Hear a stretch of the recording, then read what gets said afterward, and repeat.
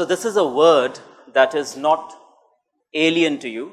I think we have all heard about it. We use it in various contexts. So there is a certain familiarity to this idea, to this concept. And therefore, I would want to ask you, how do you define, make sense of this term? Right? What is your understanding of urbanization? Because this is something that you've heard about. This is not a new term for you. You have a degree, so there's a degree of familiarity that you have. So how do you make sense of this urbanization? Do you think it's a new phenomenon? Just the way we were discussing globalization, and I had asked this to all of you. Do you think globalization is a new phenomenon or it's an old phenomenon and so on? Similarly, what do you have to say about urbanization? What, according to you, is urbanization? Number one. What are its principal characteristics? What are its core features? And following that, do you think it is something that is new? Do you think it's a modern phenomenon? Or you think it's been with us for a very long time? These are some of the questions. Over to you. बताइए अब आप लोग. How do you define urbanization? थोड़ा तेज आवाज में, so that it's an old phenomenon.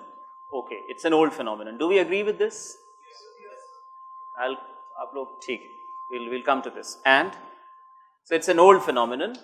And why do you say it's an old phenomenon, or anyone else? Oh boy, Indus Valley civilization, huh? This is really old. Okay. But then firstly, in order to, because I have my reservations on this, I wouldn't that swiftly agree to this proposition that urbanization is an old phenomenon. And in due course, I'll share my reasons for that reluctance on my part. But nevertheless, let's entertain this proposition for a moment. Let us go with it. Let's go with the fact that it is an old phenomenon. Now, my question is, firstly, how do we understand urbanization? Let us not bother ourselves with, just a moment, let us not bother ourselves with whether it's an old phenomenon or a new phenomenon. Let us keep it at the back burner for a while. Let's leave it behind. Let's think about what, according to us, is urbanization, and once we have some consensus on that, then we can perhaps think about whether it is an old phenomenon or not. Right? I think that's an appropriate way to go about it. So you were saying urbanization, relative development. Okay. आपकी बात हो गई थी मुकम्मल, यही कहना चाह रहे थे आप या कुछ और भी? Okay. All right. Yes. Development in here, but what kind of development? So, for instance, there could be yes.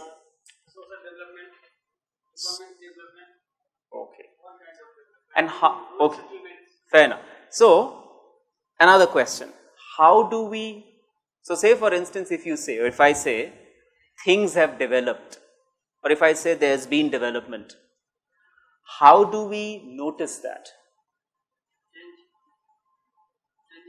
Same question. How do we notice change? अगर मैं ये कहूँ बदलाव आया है, या मैं ये कहूँ कि तरक्की हुई है या विकास हुआ है, तो ये किस बुनियाद पे मैं ये बात कहता हूँ? कुछ देखता हूँ मैं अपने इधर उधर? I'll come to you. Just a moment. Just a moment. Yes. ठीक. Thinking में बदलाव. जी, you were saying. एक second. Now you should listen to him as well. Yes. Easy living. Okay. I'm taking a note of this as well. Easy living. We'll come to this. Is that all? You were saying. Standard of living has gone up. Yes. Standard of living has gone up. What else? Demographic. Okay. Increase in population is a. I mean, it's no news for us in India, isn't it? This is normal stuff. Consent.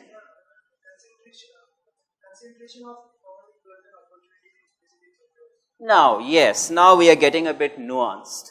concentration of opportunities and wealth in specific areas in a country or a nation state. Fair enough. अभी भी लेकिन exact definition कहाँ गई urbanization की? ये तो अब हम धीरे धीरे from broader to narrower perspectives, opportunities. Changes in, yes. Now okay, excellent. Now let me add. See, urbanization is fundamentally understood. I mean, there are various debates. So if you read, for instance, researches that are commissioned by international organizations, say for instance, a research that is commissioned by the IMF or a research that is commissioned by, say, the World Bank. A lot of these, I mean, you don't have to read, but I'm just telling you, a lot of these reports tell us that very often we get confused when we define urbanization. We define urbanization as something that is actually called urban population growth, and these are two different things in development economics. So urban population growth is one thing, urbanization is something else. But very often what happens is when we are discussing urbanization, we are actually discussing urban population growth. To come back to the original thing, urbanization is a process. Again, we go back to what we were doing when we were discussing globalization, we break it. So process of becoming urban, right? That would be as simple as it can be. Process of becoming urban. Jaise industrialization, modernization, westernization. Process of becoming westernized. Process of becoming modern, or process of becoming global, and so on. Similarly, urbanization is process of becoming urban. So it's some sort of a shift that is happening. So urbanization as a process suggests, to begin with, a shift. What kind of shift? Number one, shift of population base from rural areas to urban areas, right? That's the starting point. कि गांव देहात से लोग निकल के शहरों में या कस्बात में अगर जा रहे हैं तो इसका मतलब है कि एक प्रोसेस आ रहा है आपके सामने, और इस प्रोसेस को हम सोशियोलॉजी में, डेमोग्राफी में, पॉपुलेशन स्टडीज में, डेवलपमेंट इकोनॉमिक्स में we call it urbanization. Now that's the starting point. It's not the end of the story. This is just the preface. Now as you have more and more people shifting their base from village to city, what happens? You need more land. So the urban areas will have to expand themselves. So as a result, what happens is that rural areas get transformed into urban areas. This is another important aspect of urbanization in the times we live in. तो आप urbanization को दो तरीके से, एक तरीका, now when you think about it, and if you go back to the Indus Valley civilization, we are essentially talking about a very prosperous urban structure where you have proper drainage, where you have very planned architecture, but we are essentially not talking about urbanization the way we discuss it now. Because these days what is happening is urbanization also transforms our understanding of the usage of land. For example, and I think I've given this example earlier as well, but I can always give it again because there are new members around. For example, in a city like Delhi, Bangalore, Hyderabad, Bombay, wherever, if in a city you see a huge piece of land,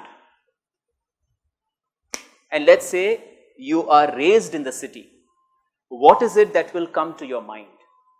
Immediately. The only thing that you can come to think about when you look at this huge tract of land is some sort of real estate venture. So let's say I have money and I see this piece of land which is in several acres. Of course, it's impossible to find that in the middle of Delhi, but I'm just giving an example. And the hypothesis is that whenever we look at that piece of land, the first thing that we will think about is money. And how do you get money? You get money if you were to raise an entire society on that piece of land. आप बनाइए खूब बड़ी society, 10-20 हज़ार flats खड़े कर दीजिए. This is how we think about land in cities. But thankfully, so far, in rural areas, we do not engage with land in that fashion. So what has happened as a result of urbanization is that our very perspective on what land means has changed. So in village, land is something that gives us sustenance. Land is associated with agriculture. Now in a city, if I see a huge piece of land and if I begin to raise crop on that, I will be considered a stupid fellow. ठीक है, मेरे घर के बाहर अगर 300-400 गज जमीन हो और उस पे अगर मैं गेहूं उगाना शुरू कर दूं तो मुझे कोई आदमी अक्लमंद नहीं कहेगा शहर में. I am the dumbest of all the city inhabitants because I really don't know how to make use of land. So what urbanization also does is it actually transforms the usage of land from agricultural to non-agricultural.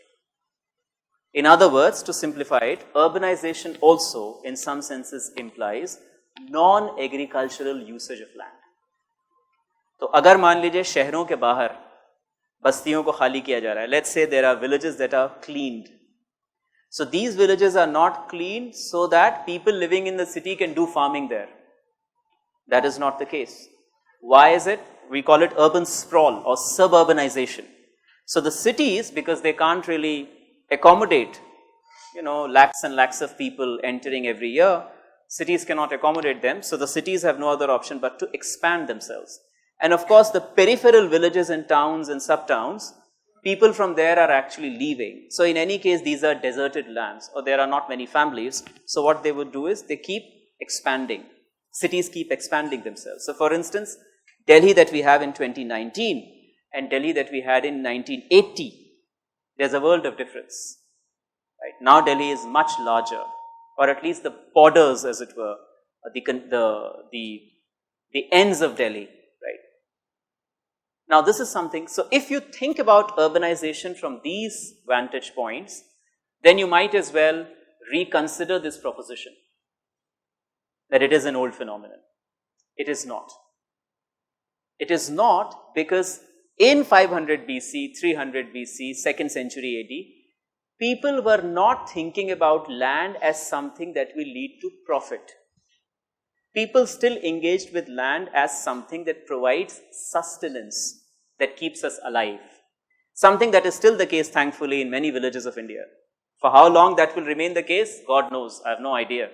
But as we speak, people in village still look at land as not something that will give us money, but something that keeps us alive, which is not the case in a city.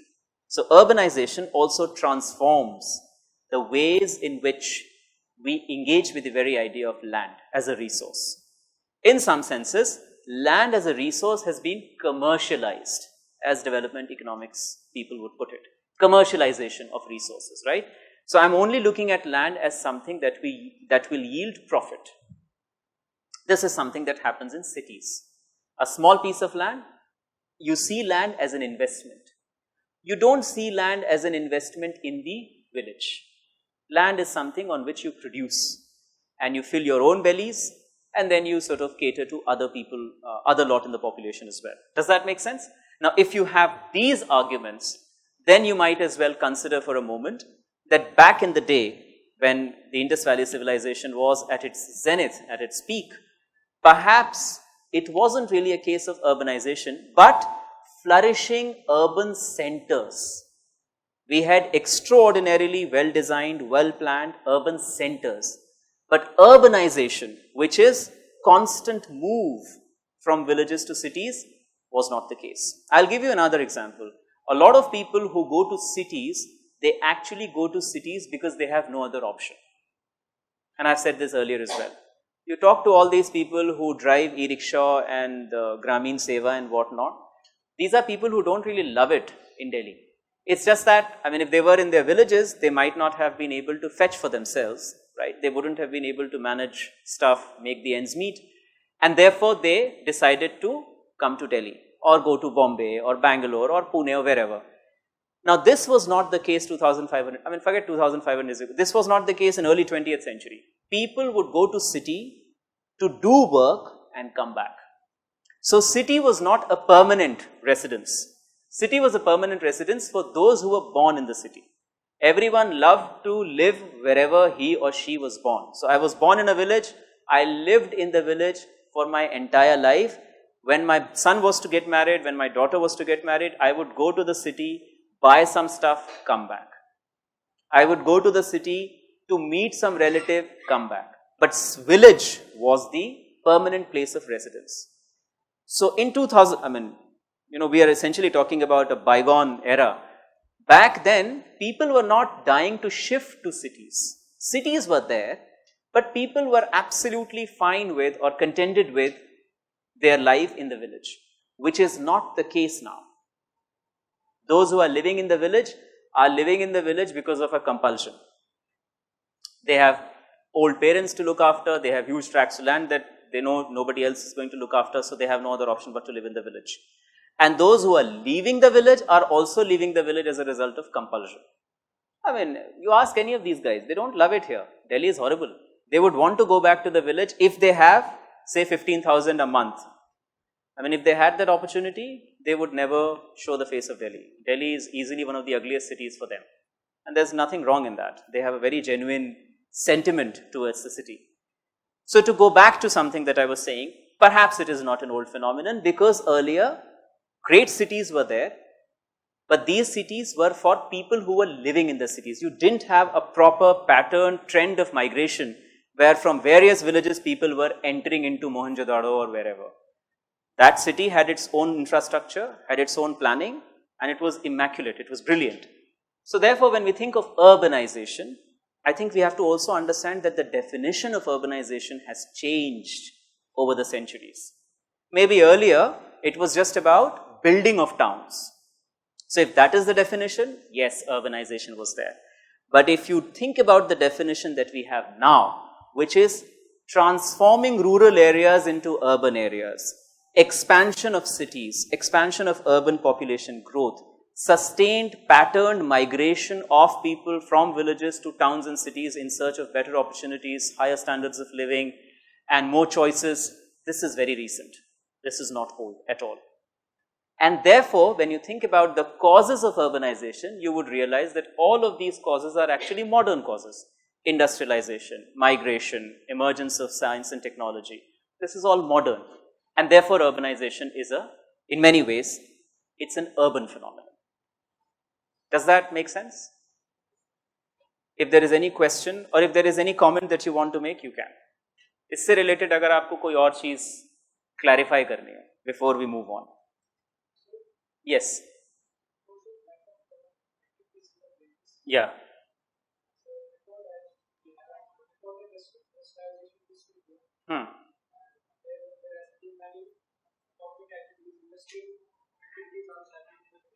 Industrial, I wouldn't say. Before industrial, yeah, sure. Yes.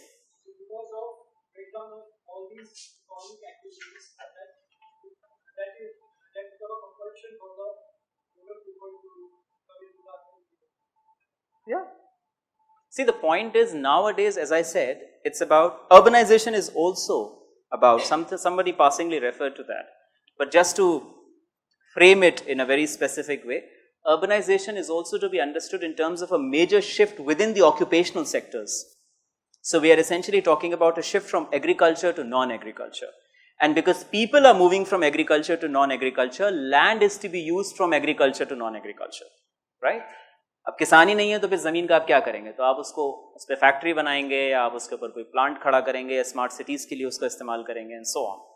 So it is also implying a certain kind of movement. Now I'll just dictate one or two things and then we can discuss things further. So you can,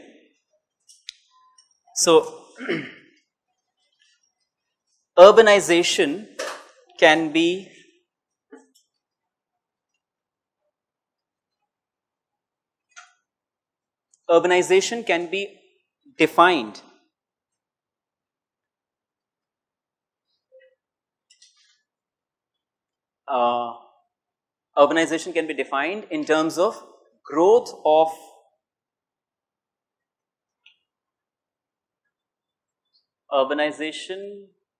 defined in terms of growth of towns and cities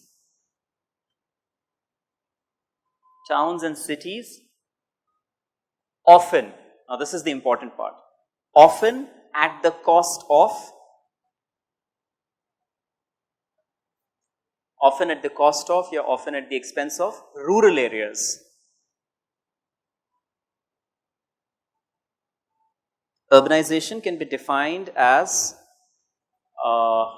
growth of towns and cities, often at the cost of rural areas. So that's the starting point, right? It is a result of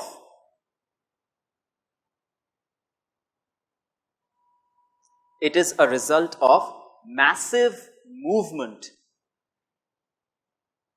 It is a result of massive movement from rural areas.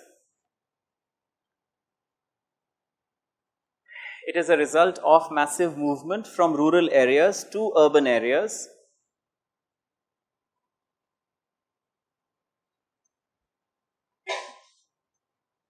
From rural areas to urban areas in search of job,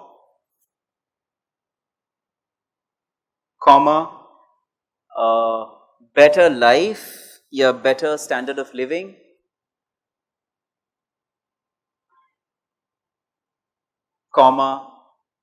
various opportunities, etc.